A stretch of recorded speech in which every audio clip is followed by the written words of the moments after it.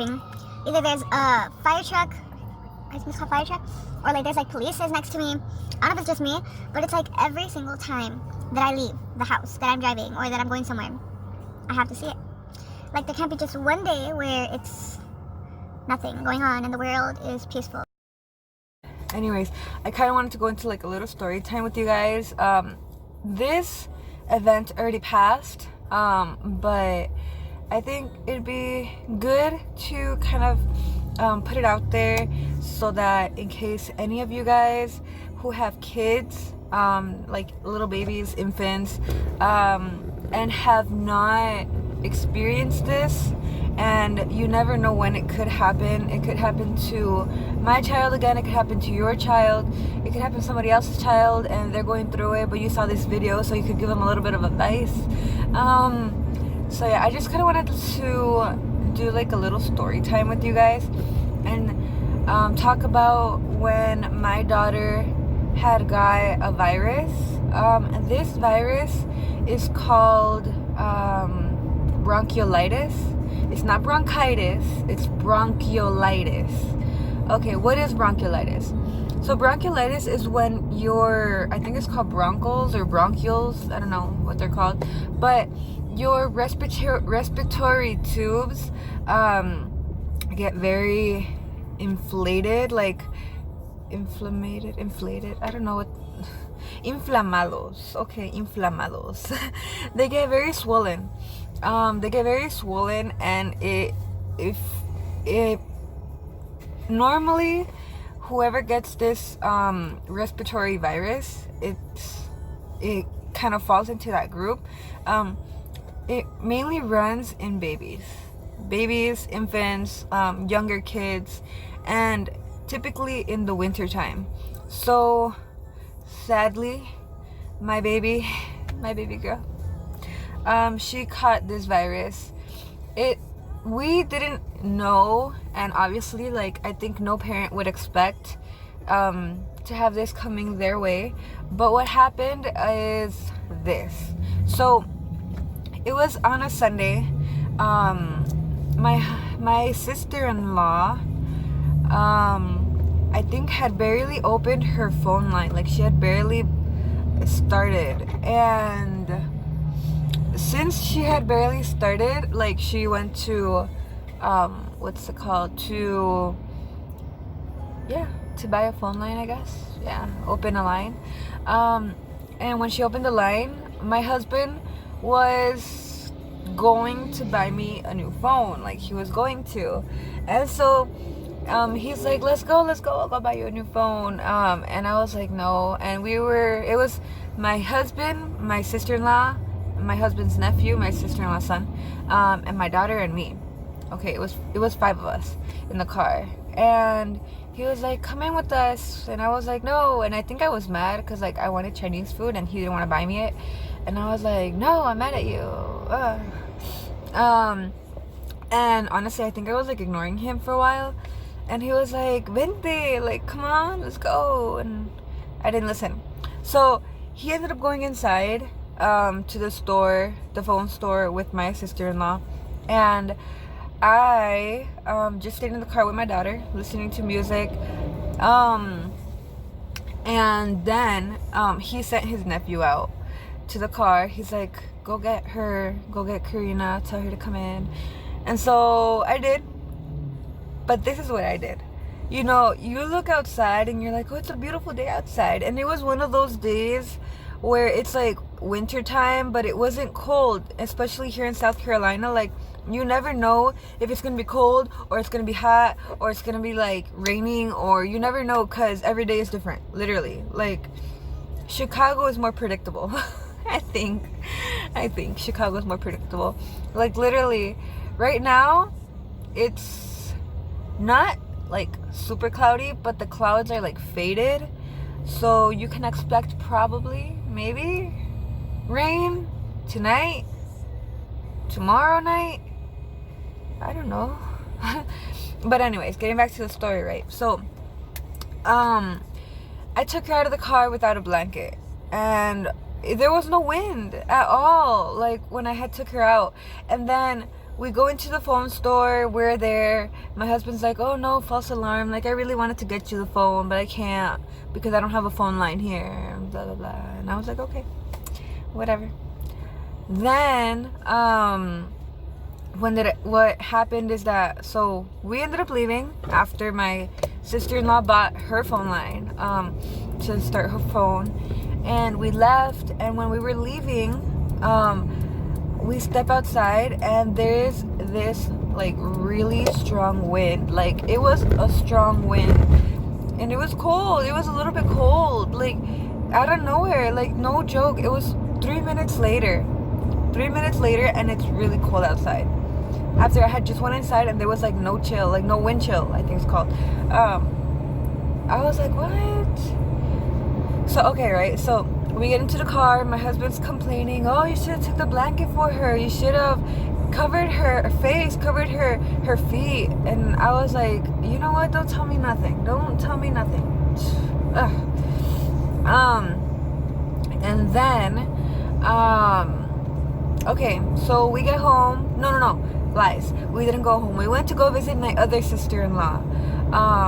And when I went to go visit her, like, I remember that her husband's daughter's daughter. So my sister-in-law's husband had the daughter that used to live with them, right? And then his daughter has her daughter. And that girl, the little girl, she's about 2 years old, I think, 2.5 or around there. Okay, so point is, she was sick. She had like a cough, and she had like a cold going on. Okay, so my sister-in-law's husband's daughter, I don't know, let's call her Susie. So when I say Susie, just to kind of clear it up, I'm talking about my sister-in-law's husband's daughter's daughter, so the little one. So the little one, her name is Susie. So Susie had a cold. Susie's mom comes and is holding her, carrying her, and like sits her down and is feeding her. Okay, so Susie's mom decides to come and touch my daughter, and I felt it in my heart. I was like so close to telling her like no, but I didn't say it. Okay, so Susie's mom's dad, my sister-in-law's husband, that's easier, my sister-in-law's husband comes, and he touches Susie, and she's crying and everything, so he puts her down, and then he decides to go and grab my daughter. And then when he grabs my daughter, my sister-in-law who lived with me, the one who wasn't already in the car with us, so my sister-in-law that lives with me decides to go and carry Susie, and she's carrying her to calm her down and like just relax, just to kind of keep her calm. Okay, and she's holding her for a good maybe 20-30 minutes, and we're there, we're talking, everyone's normal, whatever. Time goes by. So my sister-in-law's husband gives me my daughter back, and then my sister-in-law who lives with me started carrying my daughter, and I felt it again. I was like, oh, something's gonna be bad. And what ended up happening? Okay, so they give me my daughter back, and my daughter has a really bad cold. Like, she started getting stuffy from her nose. She started kind of getting watery-eyed, and she started complaining a little bit. So I'm like, okay. And then my husband's looking at me all pissed. I don't know if that's a bad word. I don't think so. Whatever. He looked at me all mad. And he's kind of like eyeballing me like I told you. Ugh. And I get mad at him when he does that, because I'm like, you know, I'm the one always looking out for her. I'm the one always trying to like do my best to take care of her. You just went inside the store. But that's aside from this situation. I love my husband, but I was still mad at him at that point. Anyways, so dang. So my daughter ended up getting sick. We got home that day. She was stuffy. She was crying. She had a really bad night. 2 days later, my daughter starts getting this like really bad diarrhea. Okay, so that was the first week. She had the cold. That was 1 week, right? So she had the cold. When it got to the following weekend, the following Sunday, she was off the wall. Like, she was crying, she was stuffy, she was so bad. It was so bad, like, the situation. She was stuffy, she was crying, she was red. There was a day that I think she got like a fever, because like all like the back part of her head, like this part right here, I would feel it, and she was burning up. But I would touch her forehead and she was like, I want to say normal temperature, but like the back of her head, it was really, really hot. Okay, so there was one whole week that passed. She had the cold, that was it. And then the following week, she started getting diarrhea, right? So this diarrhea got so bad, to the point that she started getting like, her skin started peeling, she started getting diaper rash. And as a mom, like, that hurts your soul. It hurts your soul when your baby gets diaper rash, because it's just the hardest time to start changing their diaper. It's the hardest time to deal with the situation, because not just any of the creams that they have for diaper rash is gonna work. For example, right, we had Destitin. It's like I think it's like a little white and purple little bottle thingy, and like Destitin, I would put it on her at first, and okay, it would kind of calm her down. I used it a second time, and boy, did this make everything worse. Literally, like, the diaper rash got so bad, her skin started peeling, she was bleeding, and the diaper rash spread. It was so bad, and I felt so horrible. I felt really bad. Okay, so the diaper rash lasted a few days, and then it went away. Well, I thought it went away, but it just kind of like simmered down. It went down. Okay, so this is Monday, right? Monday, my daughter had an appointment with her pediatrician. I took her to the pediatrician, and I told her, was it that Monday? I told her she just had a cold, I think. I just told her she had a cold, but that she was, we were gonna hope that it went away. Okay, and I kind of told her that she had a diaper rash, and she was like, just use the cream, or you could use Aquaphor. Okay, so I started using a little bit of Aquaphor, and it would help her a little bit. Fine. Okay, so 2 days later, it's Wednesday now, and my daughter is still with diarrhea. She had diarrhea, and I didn't understand, but she wasn't like super complaining anymore. Like, she wasn't super upset. She was calm. She was able to sit up in her swing. She would sometimes sit up, and she was playful. She was okay, but she wasn't drinking as much milk as I'd hoped she would, and that kind of got to me, because like, you want your baby to eat enough, you know. So then I kept calling all of these after hours, because I wasn't able to take her to daytime. So I went to an after hour. I waited for my husband to get out of work. That was a Wednesday. So he got out of work, and we went to this little after hours clinic place. And when we get there, they're checking her, they're seeing what's wrong, what's going on, and they find out that she has an ear infection. I think it was in this ear. Yeah, it was her left ear. So she had an infection in her left ear. And they're like, oh, her right ear is perfectly fine, nothing wrong. Her left ear is super swollen and like really red. They're like, it's really red. And we're like, okay, so what do we do? And they told me, like, sadly, we can't do anything. They're like, we just have to wait it out. And I was like, what are you talking about?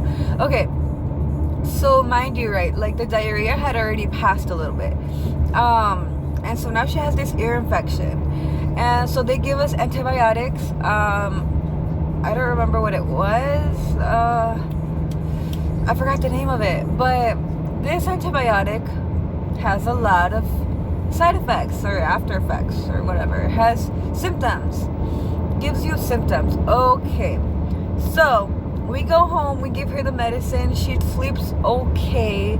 But now, like, our bedroom, where we live, it's an apartment, and our bedroom is colder than the other bedroom. We live in a 2-bedroom apartment, and a good sized living room and a small kitchen. Okay, so the living room is warmer than our room. because our room is wider. It's a little bit bigger. But I guess the heater doesn't go all the way to our room. Like, I think what the manager or the manager from the apartment complex that we live in, she told me one time, like, oh, that's in all of the apartments, so whatever. We ended up buying the small heater and it helps our room. Okay, so my daughter was not comfortable sleeping flat in her crib.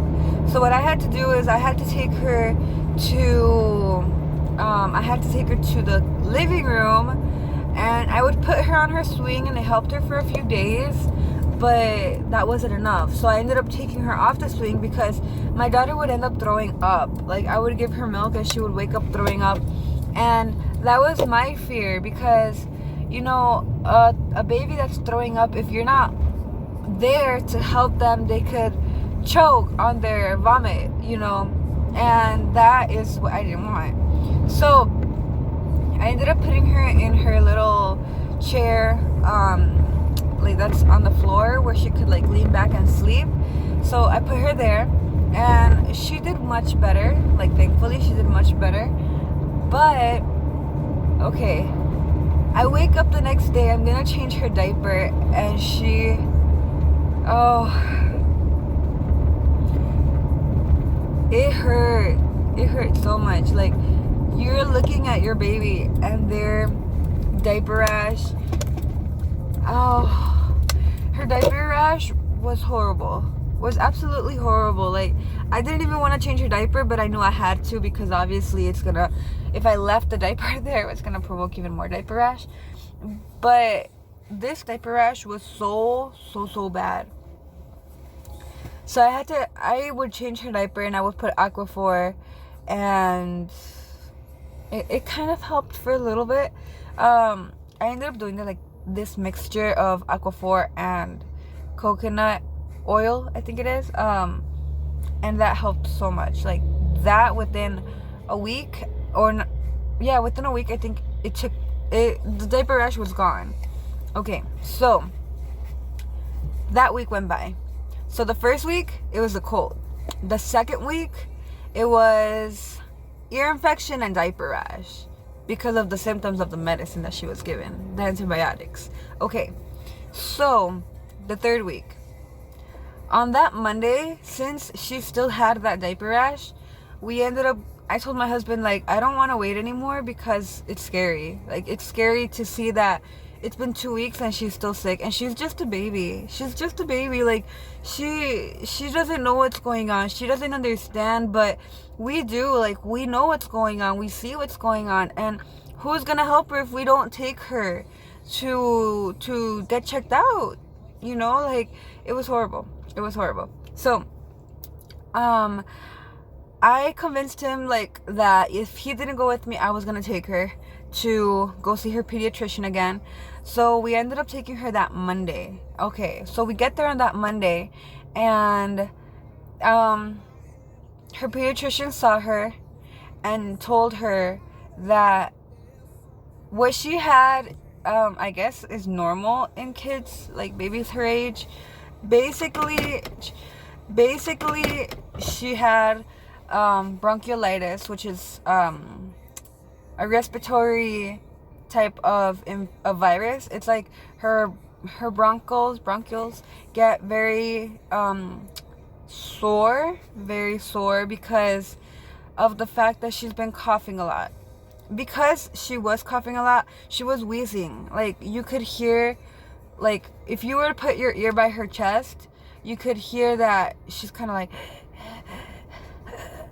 yeah, kind of like a cat. Like, you could hear her